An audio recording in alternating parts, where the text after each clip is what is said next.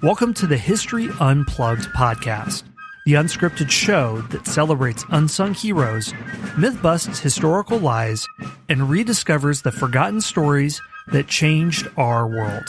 I'm your host, Scott Rank.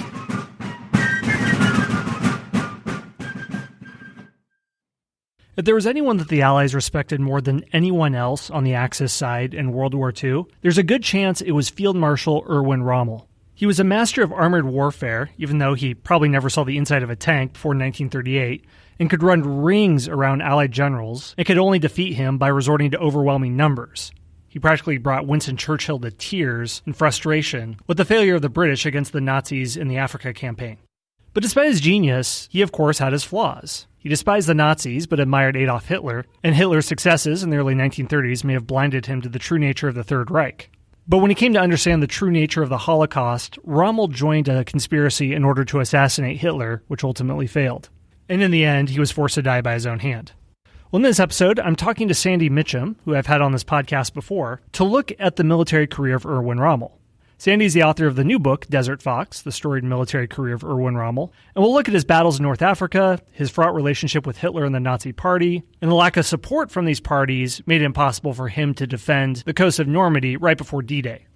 Sandy argues that Rommel's victories in North Africa were sabotaged by Hitler's incompetent interference, and notes that Rommel burned orders telling him to commit war crimes, and why the plot to overthrow Hitler was fatally compromised when Rommel was gravely injured in an Allied attack.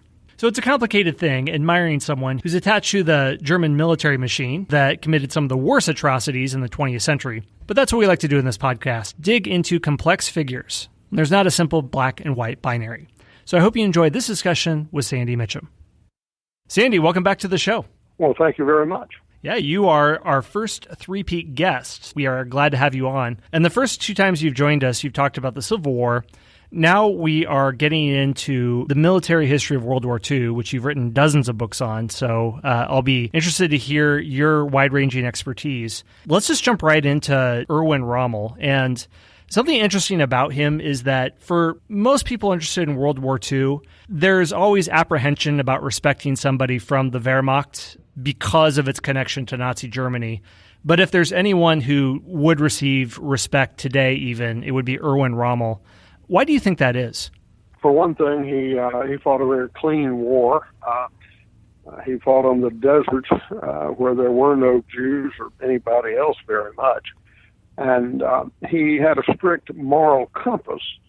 And when he found out about the Holocaust, about the mass murders that Hitler was committing in the East, he turned against the Nazis and was peripherally involved in the attempt to rid Nazi Germany of Adolf Hitler and to reestablish something along the lines of a republic again.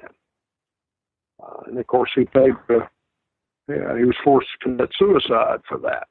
Well, we're going to get into his military background and what made him such a tactical genius. But with your book, what were you trying to focus on in his military career, and what made you want to write Desert Fox? Oh, that's kind of a long story. The very first book I ever wrote was on Erwin Rommel. 920 typewritten pages, manual typewriter, no self-correcting feature. And I have a distinction. I sold my first book twice. I sold it initially to Macmillan, and it was bought by a corporate conglomerate. My editor got the corporate axe, and I had to find a new publisher, which took over a year. And one little house in Massachusetts sent me a letter. I wish I'd kept it. They said, gee, we'd like to publish it, but it's too darn big, or words to that effect. And said, well, you told me what I needed to know. So I broke the book into 3 campaign books and sold all 3. And those were the first 3 books I ever wrote. So I've come the full circle. I decided to write a biography of Rommel from the beginning, like I initially wanted to do back in the late 1970s. And the result is the Desert Fox that you see before you. Let's jump right in and see what makes him stand out so much as a field officer. He really makes his mark with the Africa Corps. So could you talk about what do you think made him emerge as such a brilliant tactical leader Was this before the campaign in northern Africa, or was he already a distinctive and accomplished commander before this? He had already established himself as a brilliant leader in France. He led the 7th Panzer Division, the so-called Ghost Division, which is at its peak, including attached units, never exceeded 12,000 men. Yet they captured 97,000 French and Allied soldiers during the 6 weeks of the French campaign. They also captured or destroyed more enemy tanks than they had in the entire division, despite the fact the 7th Panzer was equipped mainly with Czechoslovakian tanks, which had been incorporated into the Wehrmacht after the surrender of Czechoslovakia. So he had already made a mark, and he just carried it one step further with the Africa Corps. He had an indefinable ability to make average or mediocre units and average or mediocre men feel like they were elite. And certainly the Africa Corps felt that way. And he was a very bold commander. He would take all sorts of risks and pull them off.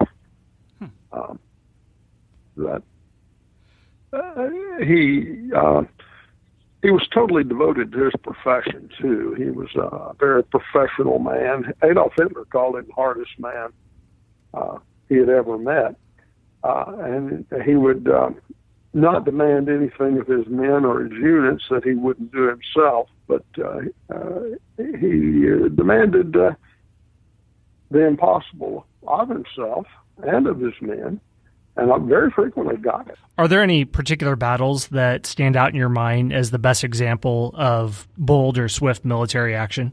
There are several in North Africa. He was the Benghazi races of December and January of 1942 stand out. The British Army had scattered itself all across the desert, and they were building up for the last push to oust the Axis forces from North Africa.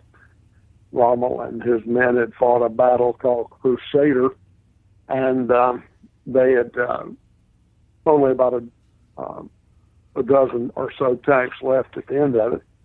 And he got some reinforcements and just overran basically the entire 8th Army, captured Benghazi, again destroyed more Allied vehicles than he had. He did that more than once. His victory over the 8th Army in the Ghazala Line battles was tremendous. He was outnumbered well above 2-1, both in men and armored vehicles. And yet he captured Tobruk and very nearly reached the Nile River, which would have been a horrible strategic defeat for the British. And one of the myths that came out of World War II was that the German Panzer was always better than the Allied tanks. This was not true in North Africa. His tanks, the mainstay of his Panzer Corps was the Panzer Mark III, which was inferior to the British tanks, which was the General Lee tank, been given to them by the Americans, and also the American Stuart or Honey tank was in many ways superior to them because it was so mobile, so fast, and so mechanically reliable. In a slugging contest, you'd rather have a Mark III, but the myth of German armored superiority was just that up until about late 1943, early 44, when the Tiger and the Panther were manufactured on a mass scale. So he won victories he shouldn't have won. And that excited even the admiration of people like Winston Churchill, who at one time cried in front of Parliament, Rommel, Rommel, Rommel, what else matters but defeating him? And that was something that all the Allied generals wanted to do, all the Allied politicians. I mean, George Patton was obsessed with something that he never really accomplished. To give some background information to those who don't know about the North African campaign, could you first describe what the goals were of the Wehrmacht in North Africa and what, in general, Rommel accomplished against the Allies, and then also the tension between him and Hitler over getting everything that he requested? Could you describe those things? Yeah, to start off, North Africa was had British, French, and Italian colonies. And Mussolini, after the fall of France, invaded Egypt with his 10th Army, 130,000 men. And the British counterattacked with a little over 30,000 men and crushed it and destroyed the 10th Army. There was virtually nothing left of it. And Hitler reinforced Mussolini with two panzer divisions, which became the Africa Corps.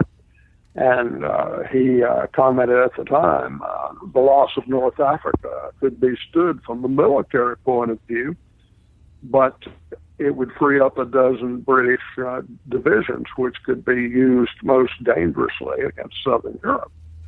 And that's why he sent the Africa Corps there. So Rommel's job, according to the high command of the armed forces, was to simply pin down the British, and Field Marshal Brockius, who was the commander-in-chief of the German armed forces, or the German army at the time, I should say, told Rommel, wait till both divisions have arrived, and then perhaps we'll be allowed to try to retake Benghazi. But Rommel exceeded orders big time. He didn't wait for his two divisions to arrive. He attacked with one, retook Benghazi, and pushed the British back hundreds of miles all the way to Tobruk. But there was a strategic difference of opinion here.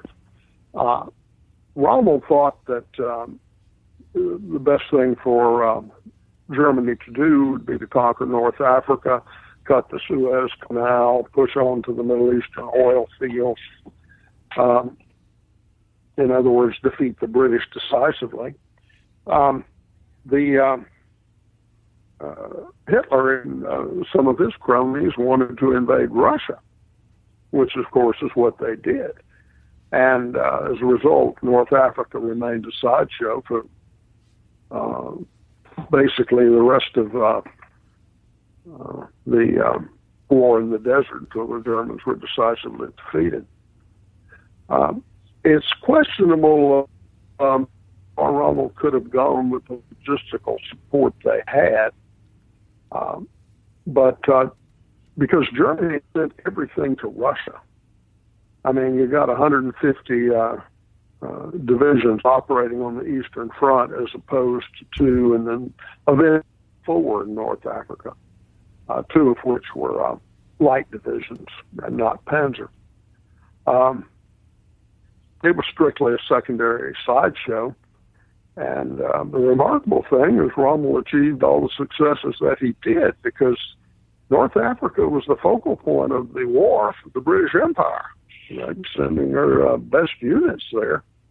And they were getting chewed up like a meat grinder, and for a year, no stop it. Montgomery finally succeeded in defeating them at El Alamein. Field Marshal Auchinleck stopped them at the El Alamein line. He's never gotten credit for that, but that was when they were first checked, and then, of course, Montgomery won his decisive victory in the desert.